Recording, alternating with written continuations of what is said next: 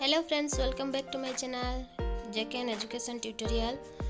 आज प्रथम प्रश्न होची भारतर जातीय फूलर नाम कौन? पद्म। नेक्स्ट क्वेश्चन, जातीय फलर नाम कौन? आंब।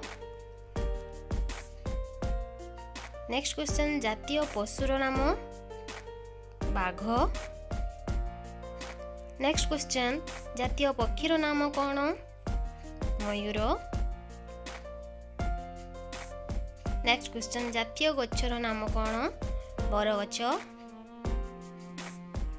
जातीय खेलर नाम कौन? हॉकी। नेक्स्ट क्वेश्चन, जातीय संकेत कौन? अशोक स्तंभ। जातीय गीत कौन? वंदे मातरम। जातीय संगीत कौन? जातीय संगीत जनगण मन।